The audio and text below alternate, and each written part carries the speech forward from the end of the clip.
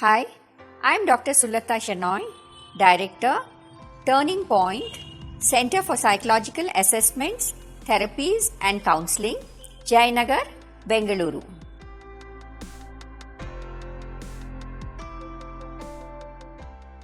Ghost stories have been with us for thousands of years, and it is generally believed that ghosts are the spirits of people who are no longer alive. So all life and death has been a mystery for man since time immemorial, and we have always tried to give some kind of a mystical twist to afterlife because nobody is very sure really what happens after a person dies. Does he go to heaven? Does he go to hell? Does the spirit wander about as it is commonly believed in the netherworlds, and does it not have any kind of solace? Do we need a lot of rituals to propitiate these spirits so that they don't trouble them others or that they are put to rest?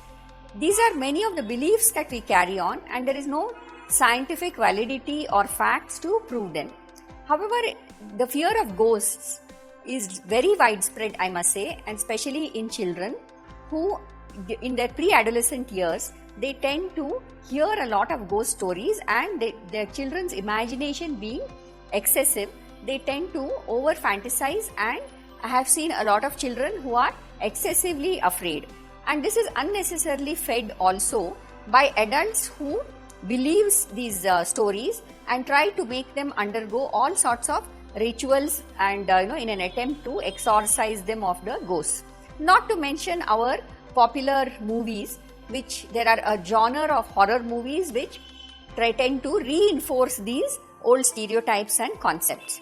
So what should one do if one has a fear of ghosts? One is, if you look through any scientific journal, you will find that there is absolutely no proof of ghosts as being existing. So probably it is a figment of our imagination. Sometimes it is good to enjoy a good ghost story or a ghost movie, but don't get carried away and don't get into the realm of fear and anxiety so that your normal life gets disrupted. What you need to do is that once you make sure that there'll be a lot of people who will be telling you that there are proof that ghosts do exist, but however it has not been scientifically validated, and it would just be best to humor such people. So what you can do is develop a logical and rational bent of mind, and remember that most of this is probably due to your imagination. Like supposing the curtain blows in the wind, you might think that there's something behind, or the window starts banging, you may think that there is something coming in, a spirit coming in. The light flickers, again you would credit that to some supernatural being and things like that. So it is best to keep away from such illogical thinking and look at these as what are the possible scientific reasons for these, and sometimes you'll find very simple explanations that can explain these so-called unnatural or so-called supernatural phenomena. Sometimes humor can help. Imagine your ghost as Casper, the friendly ghost who can do you no harm, or imagine the ghost as somebody who is very small, inconsequential, and you no longer need to be afraid of such a ghost. Or you could look at concentrating on other things to occupy your mind, because as they say, idle mind is the devil's workshop, and where the devil is, ghosts are not far behind.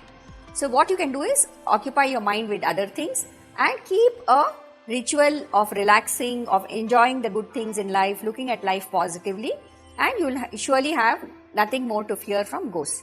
However, if you do confront a ghost, be sure to say BOOO.